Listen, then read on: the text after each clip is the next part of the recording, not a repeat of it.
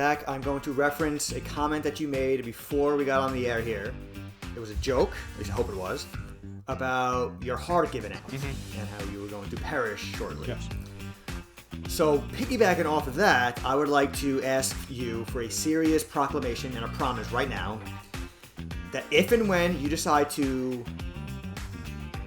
go elsewhere, okay, that you will at least wait until the podcast episode is over. Okay, so not like during the podcast. I have to wait till or after. Or before, because then okay. we have all this setup, we'd be ready to go, and then it'd be rolling, and it'd be just me, because you decided to selfishly leave too early. So you gotta wait until after the whole episode ends, after we're done recording, and then you can take the cat nap, and that's fine. Yeah, no, look, I think that's a reasonable request. The only issue is that, and you really have to consider this, Brian, how many views would the episode get, right? That'd be a lot of views, right? People would love to see that. The podcast host passes out due to the stress of the episode. You know, that's a viral one right there. And not just passes out, never wakes back up again. Never wakes back up, yeah. Dies on set. Right? Dies on set, yes. Because what topic would it be, though? That's the question. Maybe something like school shootings, and I just get shot on set. Would you be willing to fake your death on a recording, especially now that we have YouTube video, and then have a weekend of burn situation where your corpse is just laying there during the episode, and then for the remainder of the podcast is just me, but you're still part of the podcast behind the scenes, you know, reaping in all the benefits or half the benefits and so on and so forth, but having the entire podcast universe believing that you died. I think if something ever happened, like, for example, my voice gave out, I couldn't talk anymore, I would say, hey, Brian, let's get together, let's make this whole convoluted plan so that you become the only podcast host, even though I'm still here behind the scenes doing all of it. I think that would work. Otherwise, I don't have I wasn't talking about actually passing away. I was talking about if just faking it and to originally get some extra views, and then hopefully keeping those viewers or from that extra viewership, and then we just run with it. And the whole shtick is that you died. Right. Why are we talking about this, man? I'm depressed. I decided what to do the opening, and that's what I came up with. So there you go. Fantastic. Well, all jokes aside, if that is a joke, all jokes aside, today we're going to be doing a fun episode, a little bit lighthearted, not as serious political conversations like we normally do here on the Value Added Podcast. Today we're going to be discussing things that children say that adults don't. And maybe we're going to get into some fun examples and see where the conversation leads us. But before that, I have to introduce myself, of course. My name is Zach. I am one of the hosts here of the Value Added Podcast. And Brian is here as well. Say hello to Brian. Okay, great. That was me responding to them saying there hello. You go. Perfect. I didn't know if you're going to do the thing where you're like, oh, hello myself. You know, I think I've done that joke before. Yes, we both have, actually. Yes. But, so we're just going to get into some examples. These are examples of things we've heard kids say in our own lives. Maybe off the top of my head, I'll come up with some more examples of things I've heard just in general. And kids have a tendency to say the funniest things in the most inappropriate situations. So I think it should be fun. It should be a fun episode. You ready? Yeah, you're more likely to come up with examples than me because you literally live through this on a day-to-day basis. And it's interesting. I think even if you don't have a kid, you are familiar with the dynamic that kids and the elderly, like the really elderly, both seem to have this lack of a filter in terms of what to say, and more importantly, in what setting it's appropriate to say it. But not only do they not have a filter, they also seem to have a license to kind of just get away with it. Oh, he's only 5. It's so cute. Oh, she's 97. She doesn't know. She's not going to change it anymore. Who cares?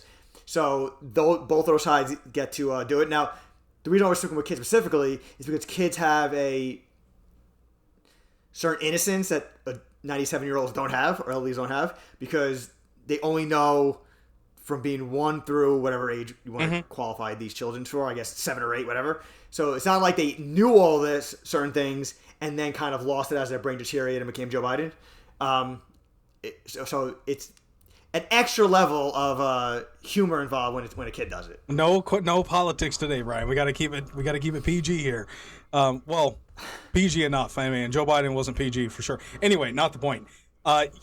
I want to give a warning real quick about this episode. There might be some things that we say in here, again, that we normally wouldn't say, or things that might seem really out of place, out of pocket. There's an example I just thought of. It's not even on our list. It's just something that happened while we were bowling, while I was bowling with my wife. I think it was for my daughter's 6th birthday, 7th birthday, something like that. There's another kid in the. You know what? Do you want me to get into the example now, Brian? Now that it's fresh in my head, or do you want to stick with? I mean, I trust that you will not lose the thought over the course of the entire episode. Your memory's that good. Yes. But yes. why even bother with that? Let's just do it now. That's a fair point. So we're at this bowling alley, right? And then there's a kid. So in the next lane over, they have their own seating area. There's a dad and his son, and his son the dad is saying, "Hey son, it's your turn. You're up." And the son is like, not moving. He's not going anywhere. I'm barely paying attention at like the side of my eye. I can hear the conversation. And the boy says, I need a minute. My penis itches. I'm like, okay, that's I was not expecting to hear that at a bowling alley right behind us. I mean, that goes back to the point being that kids would say it and adults won't. It's not like that kind of thing doesn't happen to an adult. They just don't say it out exactly. loud. You have the tact, and it's, obviously talking about the older people. I think you get to a point where you just don't care about social behaviors. You don't care how people perceive you. For kids, I think they do care. They just don't know how to care yet. I think for the elderly, it's the other way around. Well, like they care, but they just assume that no matter what they do and say, they're going to be reacted to and treated the way that they want to, because that's just how the world works in their mind. Yeah. I also think it's the oddest thing when parents decide not to instruct their children on the proper way to behave in public.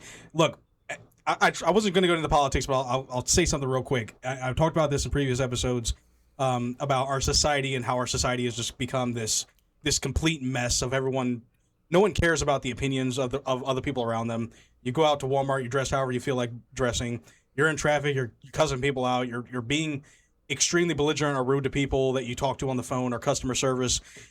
The behaviors that have come about, I think, in a large part have to do with the lack of discipline in childhood, the lack of structure in childhood, and stuff like this. Saying something inappropriate like that at a bowling alley, it's not the end of the world, obviously. We know it's not that big of a deal. The dad didn't correct him, though, at the time. Didn't correct him and say, hey, that's not something we really want to say in public at the top of our voice, so everyone can hear us. But that's not the way that I parent. Not to say that I'm better than him. Of course I am. But if I heard that, I would immediately say, hey, again, that what you're saying is correct, but that's not something that we say in public. I don't know. Just want to get that PSA out there for you guys. Yeah, I remember seeing, and this is a rare time where I see something from a customer that does not make me want to shoot myself or the customer in the face. Where I guess they walked out of the store and the kid had put something in the shopping cart unbeknownst to the father. Mm-hmm. You know how kids do it. They don't understand the concept of how it is. Yeah. And the father wasn't going to pay for it, and he didn't realize that it was in the car until he had walked out of the store. And I didn't know that this happened either. And a few minutes later, he comes back into the store. The kid is holding the item. The father's behind him. The father's saying go ahead. And the kid was mumbling. You could tell he was very embarrassed. He was scared and all that. But the father was instructing the kid to acknowledge that they took this by accident. They didn't pay for it, and they're going to put it back on the shelf, kind of like owning the whole thing. Mm-hmm. And I think the father also understood that the kid was going to be embarrassed by the whole thing, but that was kind of the point. Mm-hmm. Because if you don't want to go feel this way again, don't do that again. It was like a tough love scenario, mm-hmm. And I was like, good for the father, because that's something that not a lot of parents would have the guts to do. That is absolutely excellent, and that is the exact right response. Look, I've said this before in one of my segments. This is a while back. You should be the first one to break your child's heart. I know that sounds terrible, but here's the thing, right? You're not supposed to be your kid's best friend. You can be, especially when they're an adult. That's fine. But when you're raising them, you're trying to raise them with structure and understanding about how the world works. The example you gave is absolutely good for your children to learn. These behaviors are wrong. They're bad. Here's all the reasons why.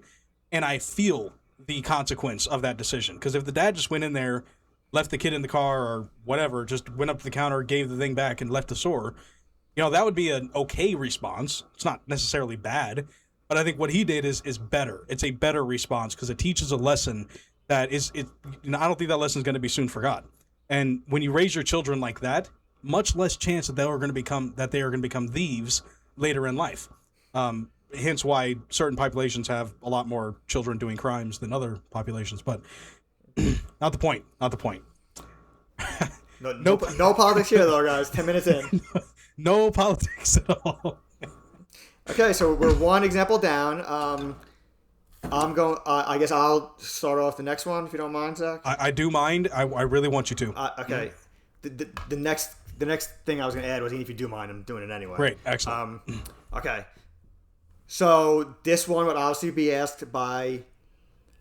I guess it doesn't really matter, depending on how you want to frame the question, but I'm going to frame it as a girl would ask an adult. A little girl would ask an adult, and the he in this example would be like her brother.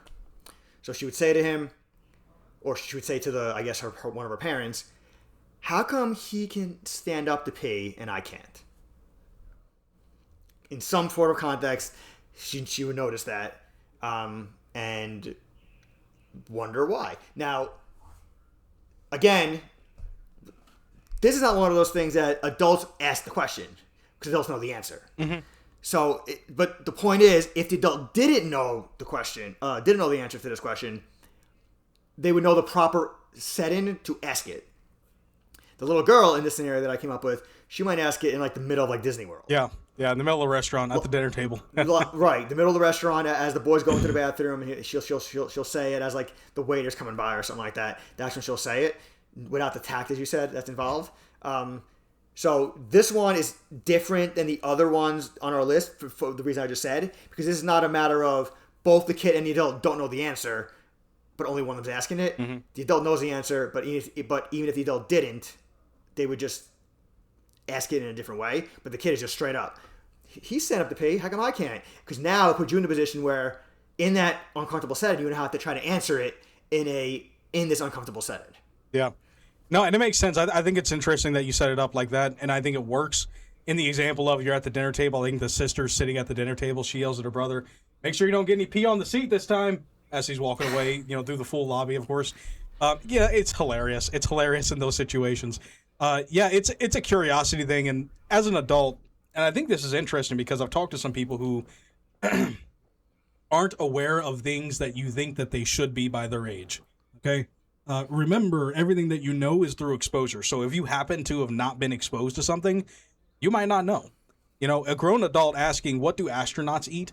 might sound like a really dumb juvenile question, but it's kind of not, though, because if you don't know what astronauts eat, that's a legitimate question, right? Mm-hmm. But it just sounds very childish. Because it sounds like something a kid would ask. But yeah, the standing up and... It also sounds like if you were asking it as an adult, that you're not being serious when you ask the question. Like, I guess that's what you mean. Like, yes. Not a matter of like, it's either they legitimately don't know it, but it's like, you should know this, or they do know it and are just like messing with you to be like, I'm gonna ask them a stupid question just to piss them off. Yeah. And then ask a question like that. Well, let's do something here as well. Let's actually answer these questions. First up, what do astronauts eat? The answer is floating pudding, of course, and floating ice cream. Okay, yeah. Anything floating anything. Basically anything floating. Anything floating. Okay. It has to be floating. They can't have cereal with milk. It just doesn't work. So do they wash it down with a root beer float? That's a good one. And then why do boys pee and girls don't stand up while they pee? Yes. Because we're anatomically different. Okay, that's the reason. So any of my kids that are listening to this episode, that is the also answer. You can get really specific and say the boy doesn't necessarily have to stand up and pee, and the girl doesn't necessarily have to sit down and pee. It just creates challenges. Yes, it creates extra challenges. I don't know. It's there's pros and cons to each side. Okay, I have one of each. I have a son and a daughter. So yes, my son has an easier time going outside and peeing on a tree. But my daughter doesn't have to go to war at 13. So there's trade-offs, right? I had this running joke with my kids that once they turn 13, they have to go to war because they have like a sword. My daughter's walking around with a sword on her back earlier. Don't worry, plastic sword. No child endangerment here. But she has a plastic sword. I said, okay, well, you're going to be going off to war when you're 13. Hope you're ready. And she sounded excited. She has mace too, or what do you call that one? A ball and chain, right? It's got the chain on it and the little spiky ball. You know what I'm talking about, Brian? Oh, yeah. I don't know what it's called, but I don't even talk Yeah, about she had it. one of those and she had a sword. So I think she's ready. Honestly, I mean, even at her age, I think she's ready to at least get started on training. But that's just my opinion. I mean, considering what you hear about the criteria nowadays for military, she'd probably make it right now. So Them standards, man. Oh wait, no politics, Brian. Hold on. We got to reel that in. we should never make that promise ever again because we both know we can't live up to that promise. Yeah. Well, and keeping the trend of no politics, I'm going to give you guys the next example of something a kid might say that an adult wouldn't. Mommy, why is that man wearing a dress? And again, this is one of those times where she's not whispering it like after they leave the room, as the guy's walking past her or him, in like the kid will say it very loudly, where the man wearing the dress and other people around will hear the question. Yes, and they will. And look, man, I've been in a situation before. I don't remember where. I think we were at a store. It wasn't my kids, of course not. But this one kid says something about this black guy. The kid's like, "That guy's black." And it's like, okay, great, well, good to know. Good to know. Thank you for letting us know. For that. And it wasn't. Yes. And it wasn't. It was a curiosity thing, I guess, because the kid was little. He probably hasn't seen a lot of black Probably people right. yet. It probably hasn't been around a lot. You know, it hasn't been diversified yet. Those damn bigoted parents, of course. So of course that's the point I was gonna make, because I don't know if this literally has happened. I've heard stories that it has, and even if it hasn't, it still could. Mm-hmm. You hear a kid ask, "Why is that man wearing a dress?" And the reaction from somebody else within earshot is to be like offended. Like, what kind of parent allows a kid to ask that question? Well, like, first of all, we're going to ask that question at some point. And so what? If he asked it in private, it's okay. If he asked it in public, it's not. That's probably true, but that doesn't mean that like the parent are some kind of bigots or whatever kind of word you want to use to be offended. Kids just don't have the filter. The question's on their mind. They ask the question. They don't realize that the question's offensive, hence why they ask the question. If they ask the question and they learn about the whole man wearing a dress thing, the whole thing behind it, they might connect the dots and realize why that question was inappropriate to ask. But they don't know any of this, hence the question. Yeah, and that's also pretty advanced. But I actually, now that you mentioned it, I kind of want to take a pause here for a moment and talk about the psychology that's going on behind the scenes, because I think it's interesting how we're curious about things. We're curious about things that are, especially things that are abnormal, things that we're not used to seeing, things that we immediately find as strange. And what's interesting about this example is the kid might not have ever been told that a man can't wear a dress. It's just that the kid has learned through seeing people that this is not something a man normally does. And so they're making an association, and they're challenging that association by asking a question. As adults, and especially with this world that we live in right now, with all the sensitivities and the don't hurt anyone's feelings, all this crap, we have stopped asking questions about things that are very obviously fundamental things in our lives. Okay, we just started to accept things and stop our curiosity, as our curiosity could become offensive. Anyone who's been in these positions where you get started in a new job, for example, and you have these orientation videos, and there's always going to be some video about every single job I've had. I swear there's these videos about sexual harassment in the workplace, something like that, right? And they've lumped in questions about someone's gender or presentation as sexual harassment in the workplace. So yes, in the case of adults here, you have a grown man walk into the office with a dress. He's got a full beard like me. As a matter of fact, his beard is bigger than mine, right? Comes into the office, he's wearing a dress, and the thing says that you're not allowed to ask him why he's doing that. You're also, and this part's important, you're not allowed to tell him that his behavior is just disruptive, okay? You're not allowed to notice that what he's doing is abnormal. And I think that's what we've kind of tried to project onto our children. Not me, by the way, but for all the parents that do it wrong, have been trying to project this onto our children, that when you see this, you're supposed to just, that's just Terry doing his thing. He's just likes wearing dresses and, spending extra time with men in the shower. But we, as responsible parents, I think that we should take the time to explain that there are things that are abnormal, that are strange, okay, and why they are abnormal and strange.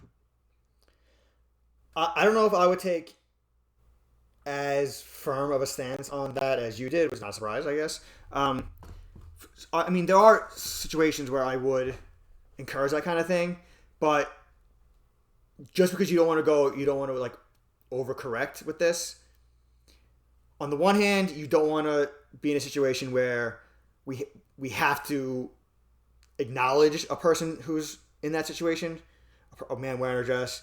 Not just acknowledge them, but encourage it, support it, and basically applaud it.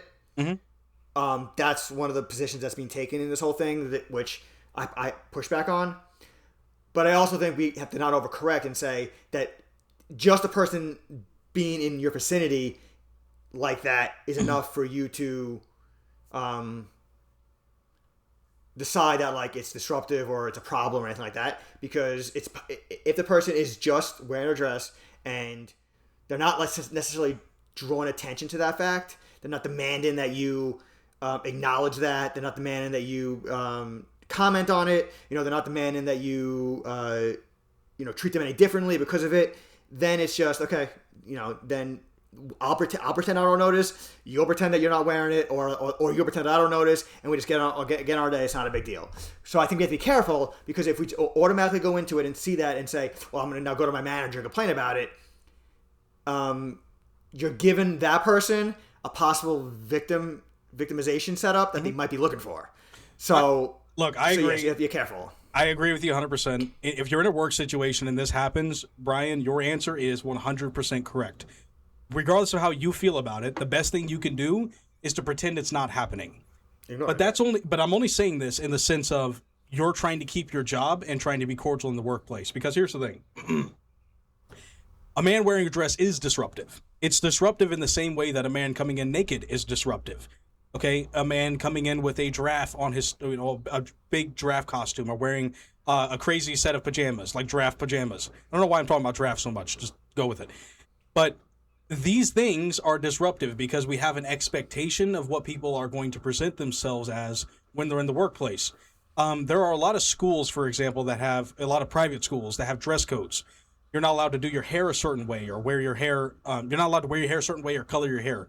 For girls, you're not allowed to put makeup on. You have to keep your appearance very bland and standard. And the idea behind that is that they want uniformity, but they also want to avoid distractions and things that are eye-popping, things that are eye-catching. Those are distracting things.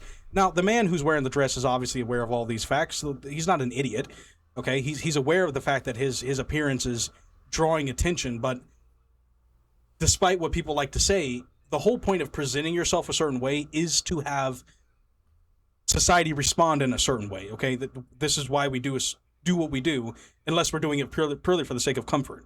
And I don't think any of these people really want to come out and say, the reason I, as a man, wear a dress is because I feel most comfortable in those clothing. No, it's usually, this is how I want to express myself. Well, expressing yourself requires a recipient, right? You see what I'm saying here? So the recipient is taking this in, and they're going to have whatever reaction they're going to have. So my whole point isn't necessarily to say, Brian, that we're gonna do something about it. Like, we're not going to go to our manager necessarily, or if it's my kid and we're in the store, we're not going to go over to him and talk to him or say something about his appearance. It is just noticing it and acknowledging the reality that there is a abnormal thing happening in front of us. Well, yeah, in the context of a kid asking, I get why the kid is asking it, because, again, the kid doesn't have the filter. The kid has a question formed in his or her brain, and they ask it. They've never seen a man wearing a dress before. It's possibly genuine curiosity, like, what the fuck is this? So they ask it. But we were talking about, we were going from that to just how to deal with it generally in society, which is something that, because in both scenarios that I painted, the best pushback to that would be ignoring. So on the one side with the I want acknowledgement, I want encouragement, I want applause, I want special treatment, I want all those things. You know what? Screw all that. I'm just going to ignore you. On the other side, the people who say just you doing that is a problem, and I'm going to complain to my manager or whatever. The solution to that would be, well, just the solution that people would encourage in that scenario would be, well, how about you just ignore them and don't worry about it. So again, it's funny how on one side ignoring is considered as like the good thing to do, and the other side is considered the bad thing to do. But in both sides, you're doing the same thing. Mm-hmm. So I think that was the only reason I was giving you a little bit of pushback on what you were saying, is because with the kid, I get why the kid asks it and why you have to explain it in a certain way. But from the adult standpoint, we have to be careful to not label it as just them being in a dress automatically is disruptive, because that's painting them into a victim box that they might want to be in from the very beginning. Yeah, I definitely get your perspective. I'm going to stop myself here because I can definitely go on about this. But we should probably do an episode later on that focuses specifically on this topic. So getting back to the things that kids say that adults shouldn't, why don't you give us another example, Brian? This is, I guess, similar to the man wearing the dress. Something they don't see it, they've never seen it before, and once they finally see it, rather than waiting to a certain time, they ask it right then and there. And instead of it's why is a man wearing a dress, it's why is that person in a wheelchair. So, same thing. They've never seen it before, and they don't wait until they're out of the store or out of public, or they don't whisper in their parents' ear. They'll say it as the person is wheeling themselves past them in the wheelchair, and they'll say it loud. Possibly the person in the wheelchair hears it. So again, same disclaimer I made before. If you're the person in the wheelchair or some Karen who likes to be offended on behalf of other people, the idea that question is offensive is asinine. It's absolutely asinine. It's not offensive that the kid asks it. The kid is genuinely curious because the kid's never seen it. It doesn't reflect poorly on the parents. The parents could be poor parents, but that doesn't reflect poorly on the parents, because at some point these kids are going to have to learn these things from their parents regardless. Sometimes it just happens to be in private, and so in this case happens to be in public. So for anyone who gets offended by it, get over yourselves. This is not even a little bit of a problem, but I as I said, I realize it's pointless because they're going to get offended anyway. Yeah, you're not going to win. Yeah, but it makes sense from a kid's perspective why that's confusing.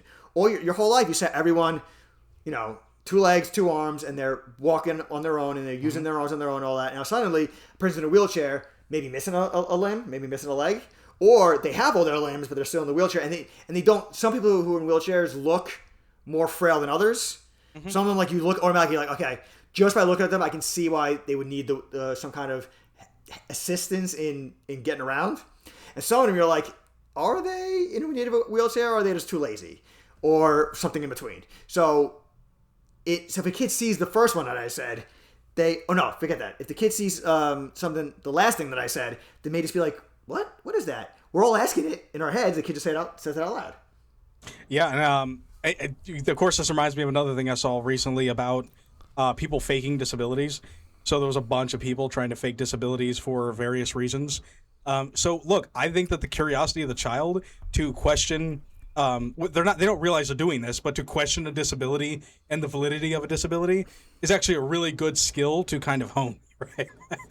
I probably sound crazy today, Brian. I'm sorry, but this is the way that I look at some of these situations. It's curiosity. All of it comes down to curiosity.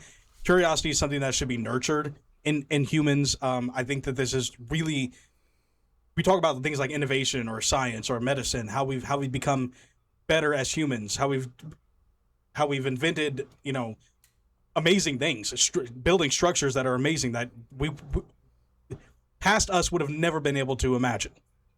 We've done this through curiosity, through trial and error, through trying to figure things out, asking questions that may seem dumb in order for us to get to a really interesting answer.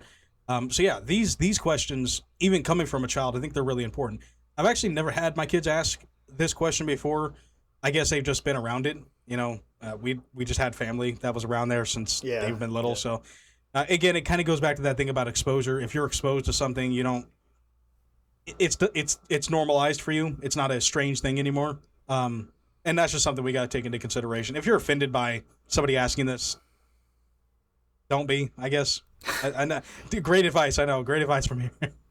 Well, I mean, I can get into, I guess, a deeper explanation as to why it's silly, because if, for someone who questions the validity of somebody else in a wheelchair, and the reaction from a third person would be like, how dare you question them, so on and so forth.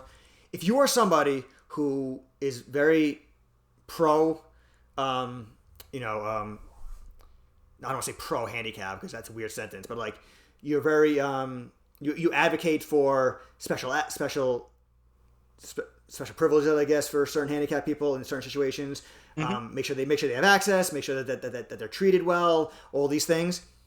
You, more than anybody else, should be the most offended by the possibility that people are faking it. You're just not questioning it.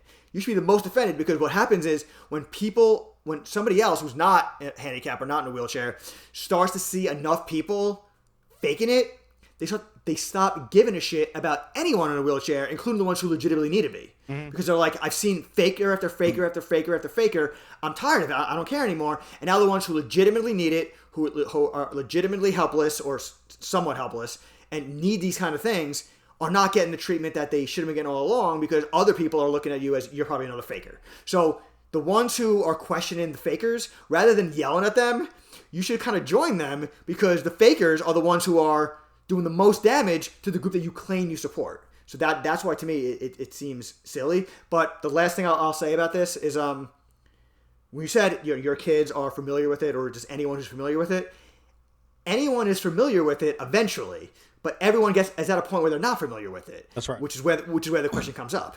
And I think just people always forget this kind of thing. Like, if somebody asks a question about something that you're familiar with, then they're ignorant, or how are you not familiar with it? Well, there's a point where you weren't either. So everyone learns things at different rates. Everyone experiences things at different rates. Just because your kid experienced it 10 years ago and you just saw it now doesn't necessarily mean anything. So again, stop trying to find offense when there isn't.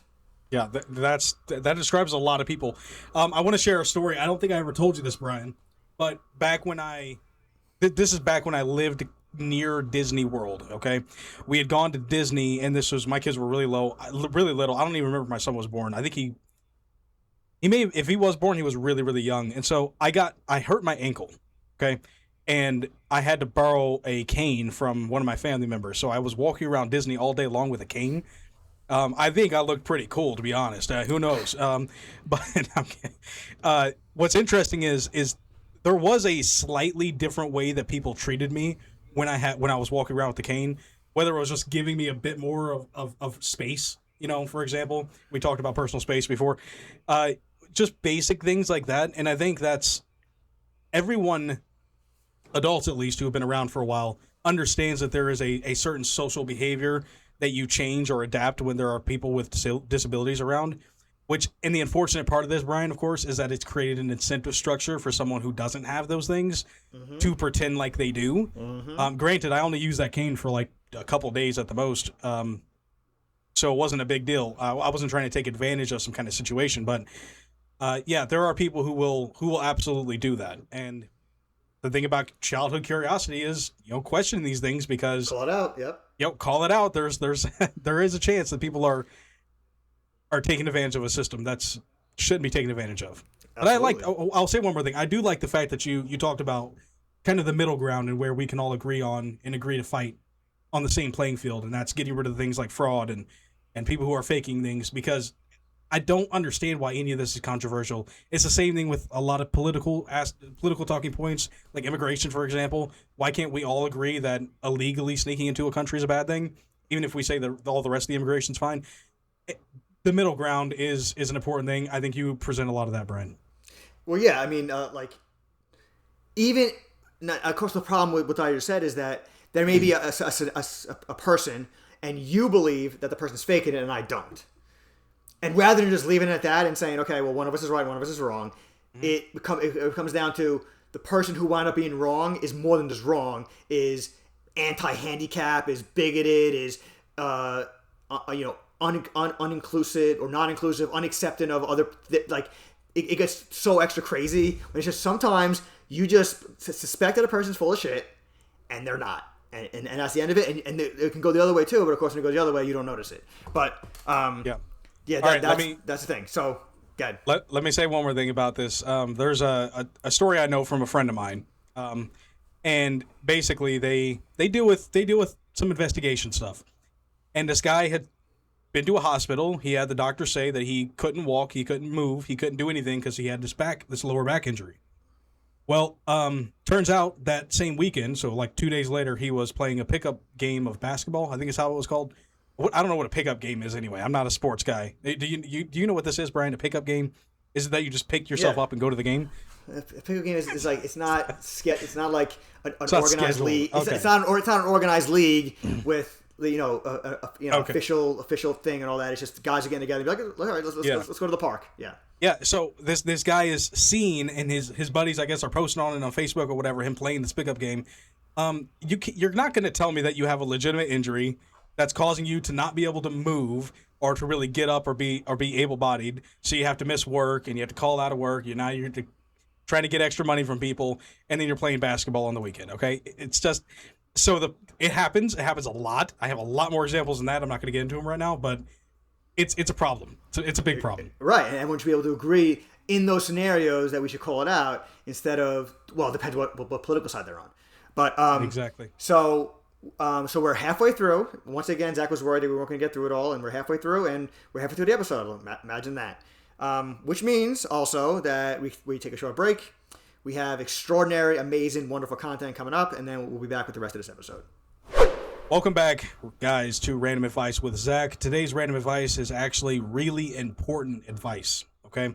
Today's random advice is to watch out for what is known as red flags, okay? That's what that means, is that something seems suspicious. Now, just a minute ago in the episode, we were talking about things like people faking an injury. Well, that's a red flag. But the red flags I'm going to talk to you guys about are going to come about this story I'm going to tell you. I know, it's a long sentence. I'm sorry.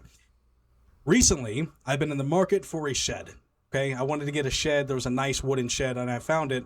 Well, I didn't find it. So my wife's grandmother she loves Facebook, scrolling on her phone, looking at Facebook. She gets this ad, or she sees this advertisement for this shed, and it's for sale by an owner. It's used, whatever, yada yada. It's a good wooden shed. It's an 8x12. All, good floors, nice stained door. They only wanted $325 for the shed. Now, for you guys who know about sheds, I'm sure Brian knows a lot about sheds. He'll talk about that when we get back to the show. But this is an amazing price. That's an outstanding price. So I reached out to them. They didn't get back to me right away, but when they did get back to me, they were very pushy about what is known as a deposit. They wanted me to send them a Zelle for some money. I then asked, and this was before they asked about the deposit, but I asked about bringing it to my house. Now, I did the math, I live about 4 hours from the location of this shed. They told me it would be $50 for the delivery. Now, if you guys know anything about delivery fees, okay, or bringing something that far away, $50 just doesn't make any sense. And the last red flag in this one was they were out of town, so I couldn't come see it. And they wanted the deposit before they got back into town, just to make sure they can hold it because they have lots of offers. So I'm telling you this story because, number one, obviously I turned down the whole thing. I never sent them any money because that would be ridiculous. Keeping an eye on red flags is a very important skill that not everybody has. When you're doing a transaction, or when you're talking to somebody, like for a relationship so you don't get catfished, or if you're talking about someone's disability or whatever it is, there are times where you need to be aware if you see something that seems abnormal. You should be okay pointing out if something seems abnormal or strange and question it, because it's only through questioning that you're going to be able to find out, okay, is my suspicions valid or are they completely unfounded? And sometimes it is, and that's okay. And I don't want you to ever feel like you're wrong for thinking something could be wrong, but turning out to be that it wasn't the case. That's actually a good thing. It shows that you're using your critical thinking to spot red flags, and that you're finding and you have the responsibility or the maturity to admit that you were wrong if you were wrong. Not been in both of those situations. So it's a fair thing. And look, ultimately, my advice here today is just look for red flags and things that you do in your life, relationships that you have, transactions that you do. They exist. There are, unfortunately, people out there who are bad actors and that want to take advantage of others. Don't let yourself become a victim. Back to the episode. Outstanding advice, Zach. This is another lesson. I've mentioned this kind of lesson before, but it's worth repeating. And so I'll use this specific context for the lesson, but it applies to almost anything. When it comes to deciding whether or not something's a red flag, there are three options you can take. Option one is nothing is a red flag. Everybody is exactly what they say they are. Everybody is legitimate. Everybody is selling exactly what they say that they're selling. It's in the condition that they're saying, so on and so forth. Everybody is honest about that. Second scenario is the exact opposite. Everybody's full of shit. Nobody is who they say they are. Nobody is selling what they actually have. Everyone is trying to scam you. It's all bullshit. Third scenario is some people are honest, some people are not.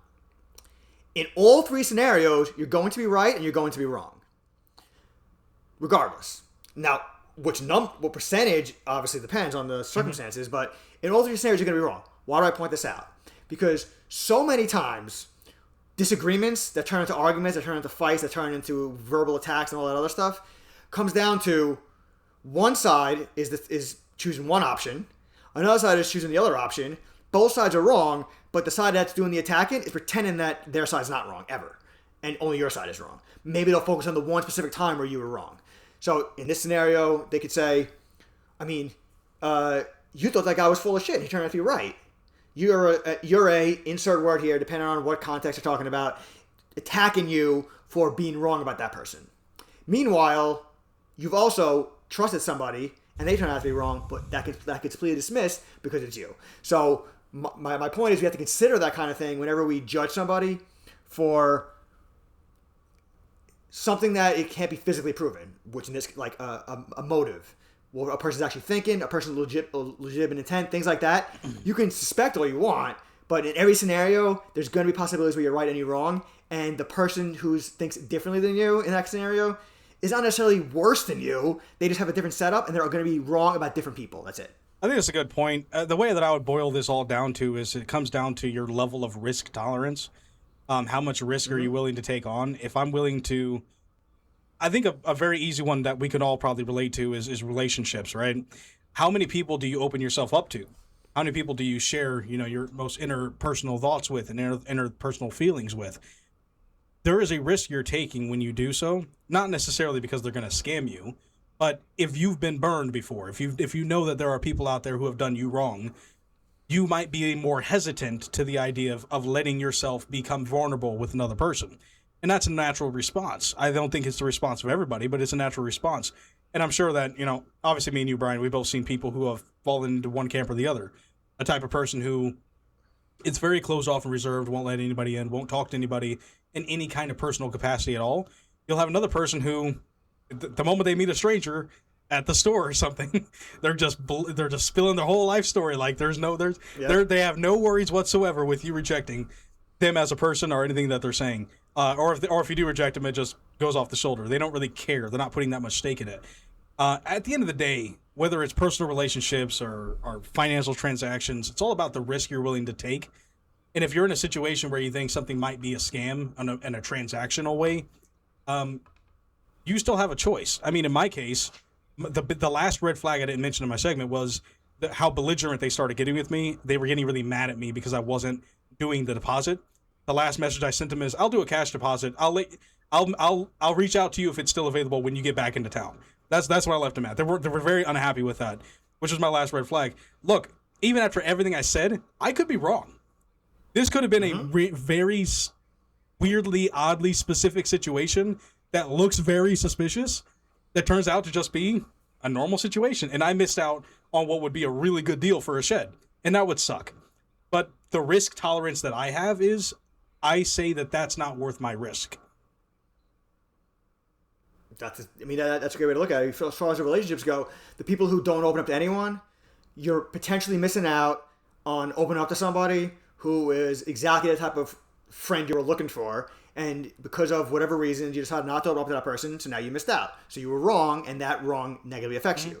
But on the other side, if you are someone who opens up to everyone, you're going to open up to people who you shouldn't open up to because they're going to manipulate you with it, use it to, stab you in the back, use it to their advantage, whatever. And that's also going to not benefit you.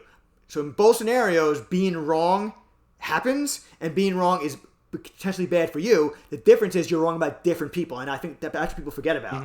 Because it's not about, because I'll be wrong about Joe, you'll be wrong about Sam, for totally different reasons, but because I'm on Team Sam, I don't really care about your reasons for it. It's just, well, I believe Sam, so if you don't believe Sam, there must be something wrong with you. That's how people analyze this stuff, and it's, for lack of a better word, actually, no, it's the perfect word. Stupid. All right, well, listen, politics and advice, and we've had a lot of that today, but let's move on to the next things that children say. Okay, this one is a question that, when a kid's asking it, they're not trying to be profound, but it actually is a very profound question. Which is why, this is one of those reasons, that's why adults don't ask it. All the other reasons, all the ones we did before, adults don't ask it for it's inappropriate in certain settings. This is just, adults don't ask it, it's too profound, they don't want to think. That's right. Right. Yeah. It's not an inappropriate. Like you can ask it anywhere. It's not an inappropriate question. It's just a question nobody would ask. What is time? What is a year? What is a month? What is a week? Whatever. Just what is time as a whole? Every now and then you hear people talk about this kind of thing, but not really in depth. But it's, to me, if you really think about it, it can be a little depressing, but it can be a little fascinating because what really is time? If you really think about it, what is time? And year, other than just an arbitrary amount of time that was put together and we just all agreed upon, what exactly is a year?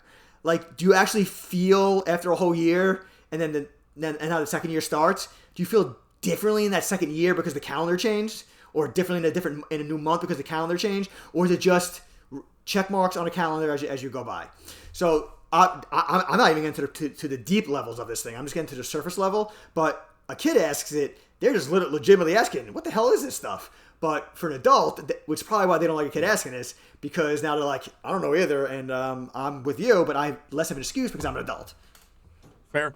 My daughter recently asked me about military time, I think it was, because she's learned time. She's learned how to read clocks. We're still working on the analog clocks, but for my son and daughter are both kind of learning at the same time. My daughter was asking me about military time, so it was like 15. It was 15:23 or something. And she said, "What is that? That's not time. That's not what because she's learning the rules, right? 12 hours, 60 minutes. And then the rules change. Yes, and then the rules change for something like that. I think it's obviously it can be very profound. It can be very thought provoking when you consider what is this? Why is it important? How does it play a part in the whole scheme of life? I think one thing I'm going to give you a little pushback on is the arbitrary aspect of it. I think that even if it is arbitrary, I think it serves a very important purpose, and that is to unify people on something so extremely basic. If we didn't have time, for example, we couldn't even be at the job at the same time, or if we needed to. No, I agree with that, but the question that I was answering was not why do we have years? Mm-hmm. The question was, what is a year? Yeah, just what is it in general? And yeah, in that sense, I think calling it arbitrary is accurate in the sense that it's something someone had to make up. There might not necessarily be a perfect reason why a second has 60 or a minute has 60 seconds, except for the simplicity of, well, a minute has 60 seconds, an hour has 60 minutes. That's the same thing. But why doesn't a day have 60 hours, right? Right. Keep it consistent. Right. So I don't know. And there's a lot of history behind this, and there's different calendars and all that, and stars aligning and all that. I don't know. And another thing to think about is our bodies are used to 24-hour days. So after like 16 hours of being awake, we're kind of ready to go to bed, most of us. But let's say we never had 24-hour days. Let's say we had 60-hour days. Would suddenly our bodies be able to take 52 hours of being awake and then have to go to sleep? So is it just like our body has just become programmed to function for a certain period of time? Or is it the other way around, where because of how long it takes our bodies to function, they decided to make time based on that so it fits better? I think so. I think if I had to just guess, and this is just random, I would say it has more to do with the day-night cycle. If you all ever watch Western movies, they talk about high noon. It's sun's right up there. It's right in the middle. Right. Yeah. And so if we counted from the time the sun's right there to the time it gets right back there the next day, that gives us about that 24 hours. Maybe that's more than just like people's natural rhythms of when they sleep. But yeah, I don't know. It's an interesting question. Obviously, kids being curious about these things is great. It shows that they're thinking about the world and thinking about the importance of these things. I'm sure they're not thinking about it on this deep of a level, of course. Well, that's what I was saying. Right. The kids asking it for the same reason they ask every other question, but the adults looking at it as like, okay, now you're getting really profound. I don't want to deal with that. When they're literally just asking, like, on a basic level, please explain it. Yeah. I'll say one more thing about this time. Next time, for any of you listeners out here, next time you're late for your job, I want you to ask your boss, what is time? What is time? What is time exactly? Can you explain that? Good luck with that. Yes.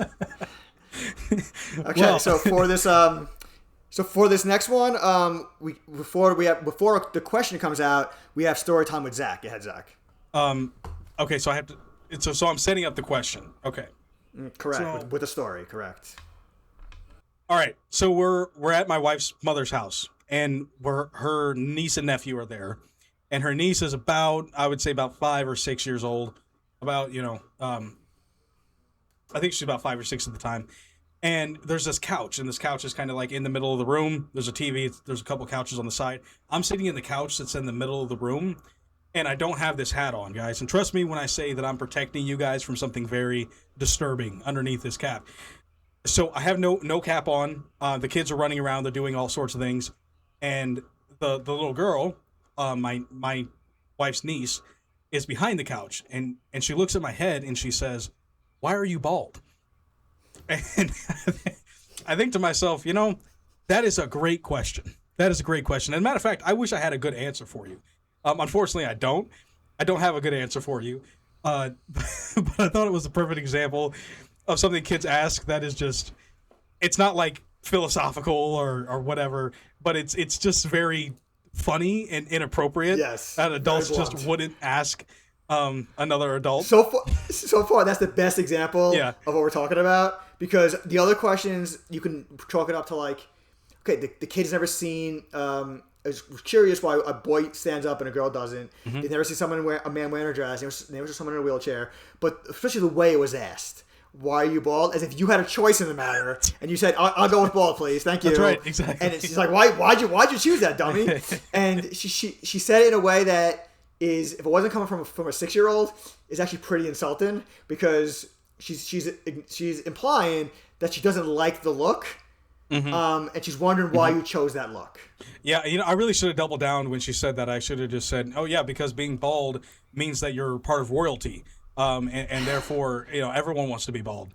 And then she would feel bad about her full head of hair, right? And shave and go into the bathroom and shave her head. Yes. I'm glad I didn't do that. Now that I think about it, that would have been really bad. It would have been funny. They're like, hey, we need to leave.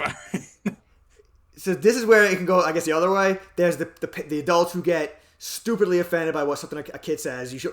There's nothing I can think of that you should get offended by what a kid says, because the kid doesn't know any better.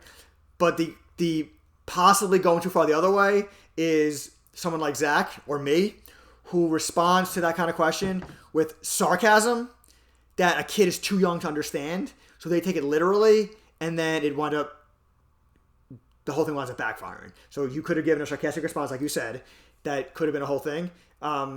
That turned into like her shaving her head, and now her believing for years that bald people are royalty, and the parents have to correct her over and over again. But no, Uncle Zach said no. Uncle Zach said no, and then they give you wonderful text messages about thanks for that. So yes, you can overcorrect on that as well. But I am still all for that approach more than the how dare you? What kind of parents are you for having a kid say that? Yeah, the kid is being curious. I have a great idea for next time I go over there. She's not going to remember that conversation anyway, but if she did, I'm going to make sure it's extra shiny, put some oil on my head, put on a nice king's robe, and just stroll into their house. I have arrived with the shiny head. Get the rubbing. Here we go. Yes, exactly. Yeah, like I said at the start of this episode, kids ask the darndest things, and it's funny because it kind of what is the word for it? It humbles you. It humbles you. Kids have a way of humbling you real quick. If you think Which that might be one of the reasons. You think that you're maybe secure about yourself or your feelings, they take you right back down to earth. Don't worry. Which might be one of the reasons why people get offended by this. Don't want to say it. Like my grandmother, God rest her soul, a long time ago, when I was in college. So I had a typical college job in between classes.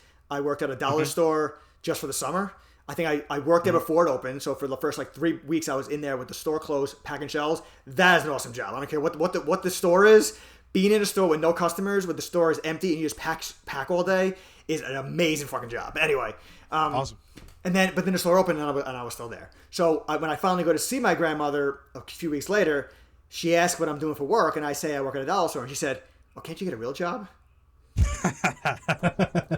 Ryan. Can't you get a real job? That's I was 18 at the time, so probably not. But also, that's something that even if a lot of people thought they wouldn't say, like you said before, it's not a matter of I know I should. I don't think it's not a matter of I'm not sure whether or not I should say this. She knows she probably shouldn't. She just doesn't care. Yeah, and look, I think there's something really refreshing about not caring that much about someone getting offended at what you say. I agree with that. Especially. Yes.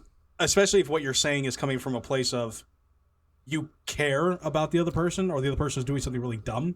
Right. For example, I'll give you an example. If I was in public and I was doing something just really, really dumb, and maybe I didn't notice it. Maybe I have I'm walking and I have a long string of toilet paper on my shoe. It's stuck to my shoe. I don't want someone being, I don't want to embarrass him, so I'm not going to say anything. Tell me, okay? Tell me. If I have broccoli in my teeth, please tell me, yes. Right, exactly. I don't care, even if it did make me feel embarrassed. I don't care because I want to get rid of the problem. Right. So, I mean, in that case, obviously, you're 18, you're doing it more for spending money, I imagine, at the time, rather than you have a mortgage. So working at the dollar store isn't that bad of a thing, but I think your grandmother's probably coming out with a place of love. Who knows? Who knows? You know. But to one of the things that you just touched on accidentally, it's probably one of the reasons why we struggle in society as a whole, is nobody knows for sure what the rules are when it comes to society. Everyone has their own rules, or everyone thinks they know what the rules are, or thinks they have their own rules until like an exception comes up, and then then it's okay, and we're supposed to just go with your set of rules instead of mine. So when it comes to like these kind of etiquettes, one person would say what you just said. If I have broccoli in my teeth, please tell me. Other person would say, who cares? Mind your business. It's not a big deal. They're not harming anyone. They're not harming themselves. Just let it be. Mind your business. And other people, and it kind of depends on the person and so on and so forth. So everyone has a different set of rules about something so easy. And so whose rules do we go by? Yeah, that's a good question. That reminds me of an episode we did recently about unspoken rules. Right. You guys should go and listen to that one. Yes. It's a really good segue into it. Absolutely, yes. What is our last one here, Brian? What's the last thing we got on this list? Our last one, I'm assuming this question came not just from one of your kids, but specifically from your son. I'm just going to throw that out there. The question was, am I allowed to curse when I'm only 7? First of all, what was the answer? First of all, am I right about who the question came from? I don't remember at all. Oh, okay. I think I wrote this out a while ago. Okay. Based on what I see here, yes, it would be, because that's not my daughter's age. So well, I was basing on not just on that, but also boys are more likely to curse than girls. That's the other reason I was going with. Yeah, this is definitely something he would say. I can tell you. Yes, that. The answer is yes. Obviously, like no one's not allowed to curse. Cursing is not a matter of allowed or not allowed. It's what's frowned upon or what's not frowned upon, and it's all based on personal preference and who has the power in that moment where that preference takes control. You're in somebody's house, and everyone and the homeowner says or implies at some point, I don't like cursing. Then guess what? You don't curse. Don't play the whole I can do whatever I want. You can tell me what to do. If you're guessing someone else's house, they don't want cursing. You're not allowed to curse. And so that's kind of the rule there. So the simple answer to the question is no, but that's not the end of the conversation, because if you just say no to the kid, they're going to think, I curse whenever I want, and that's also not true. Yeah, I think this is another great example of bad parenting or good parenting. I think this is a great example of an opportunity to decide which way you're going to go with it. Everything you said there is, of course, correct, Brian, in the sense that, yes, you should respect someone else's house that you're at. Whether the rules, if they say no cursing, it doesn't matter whether you're 7 or 70, all right? Anything in between. Your responsibility, your job is to be respectful. And you see this a lot when it comes to children using profanity, but honestly, even more than that, just children behaving in very disrespectful ways. It's usually because it's been allowed in the household, or they're acting out against what they've been allowed to do in the household. There's extremes, right? There's extremes on both sides. Completely shelter them and shut them down, they're more likely to want to go do something later. Do the opposite and have it as a completely normal thing, well, they're going to do it all the time. And unfortunately, that happens a lot. I use alcohol as an example. So here in America, you're not allowed to drink alcohol till you're 21.